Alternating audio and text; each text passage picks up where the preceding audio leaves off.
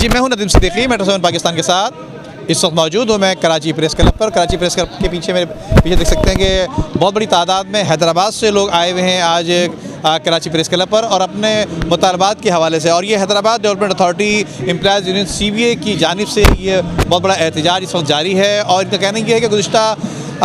12 ماہ سے جو ہے وہ ان کی تنخواہیں اور اس کے علاوہ دیگر امراض سے یہ محروم کر رکھا ہے، جبکہ واسا کے خلاف یہاں بھرپور نعرے بھی لگائے جا رہے ہیں۔ اور اسی طرح سے ہمارے ساتھ اس وقت NLF کے نیشنل لیبر فیڈریشن کے صدر، کراچی زون کے صدر خالد خان بھی موجود ہے۔ خالد خان صاحب سے معلوم کریں گے، خالد خان صاحب کیا کرنے جا رہے ہیں، کیا مطالبات ہیں، اور آپ نے کیا الٹیمیٹم دے دیا محترم؟ اصل میں یہ SDA حیدرآباد ڈیولپمنٹ اتھارٹی اس کا بھی ایک شعبہ ہے واسا، جس کے ملازمین کو نہ تنخواہیں ملی ہیں 11 مہینے سے کسے، بلکہ SDA کے جو کانٹریکٹ ملازم ہیں، ورک چارج ملازم ہیں، وہ 10-10 ہزار روپے میں کام کر رہے تھے، ان کو وہ بھی تنخواہیں نہیں دی جا رہی، جبکہ سندھ گورنمنٹ نے خود 25,000 کا اعلان کیا تھا کہ وہ دیں گے، لیکن وہ اپنے ہی ادارے کے اندر لاکھوں روپے، کروڑوں روپے انہوں نے اشتہارات پہ خرچ کر دیے، لیکن اپنے ہی ادارے کے اندر وہ 25,000 روپے نہیں دے سکے۔ یہی صورتحال ہے کہ ان کے اوپر جو ہے وفاقی گورنمنٹ اور سندھ گورنمنٹ کے تقریباً 14 ارب روپے ڈیو ہوتے ہیں جو SDA کے کو پیمنٹ کرنی ہے۔ اگر اس میں سے یہ ان کی جو پیمنٹ بنتی ہے وہ 75 کروڑ روپے بنتی ہے، اگر اسی میں سے یہ پیمنٹ کر دیں 75 کروڑ تو ان کے واجبات سارے ہوئے ہیں، پینشنر ہیں، ان کی پینشنیں نہیں مل رہی ہیں، لوگ فاقے کر رہے ہیں۔ اس صورتحال میں سالوں سے معاملہ چل رہا ہے۔ اس حوالے سے آپ کی صورتحال یہ ہے کہ پچھلے 12 ماہ سے ہم مسلسل جدوجہد کرتے آئے، تنخواہ 1 مہینے 2 مہینے 4 مہینے 6 مہینے بڑھتی رہی، حکام بالا پہ کوئی جوں تک نہیں رہے گی۔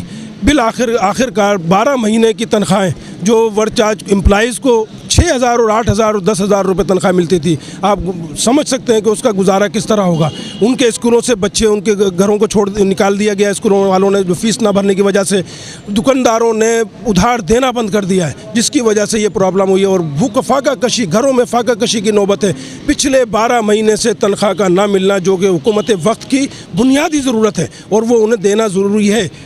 جس کے لیے وہ کام کر رہے ہیں۔ ہم یہ انشاءاللہ تعالی امید ہے ہمیں خدا کی ذات سے، اور ہمارا بالکل ایمان کامل ہے کہ کراچی پریس کلب میں جہاں پر جو داد رسی ہوتی رہی ہے اور لوگوں کے مسائل یہاں پہ حل ہوتے رہیں، انشاءاللہ تعالی ہمیں امید ہے کہ اگر مطالبات منظور نہیں ہوئے تو وزیر اعلیٰ ہاؤس بھی قریب ہے، اور گورنر ہاؤس بھی قریب ہے، اور اسمبلی بلڈنگ بھی، جن کو ہم نے اپنے ووٹوں سے منتخب کر کے اس اسمبلی میں بھیجا تھا، انشاءاللہ تعالی ان کو بھی روڈ پہ لانے کے لیے ہم سراپا احتجاج ہوں گے۔ آج ہم دیکھ رہے ہیں کہ ہر جگہ مزدور پریشان ہے،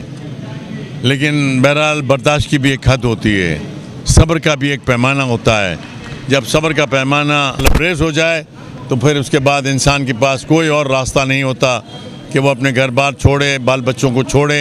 اور سڑکوں پر نکل کر احتجاج کرے اور اس کا اعلان کرے کہ ہمارے حقوق نہیں دیے جائیں گے تو ہم وزیر اعلیٰ ہاؤس جائیں گے، اور حکومت کو بھی ہم جو ہے مجبور کر دیں گے کہ مطالبات منظور کر رہے، ورنہ حکمرانی کا حق چھوڑ دے۔ وہ جب 25,000 روپے کا اعلان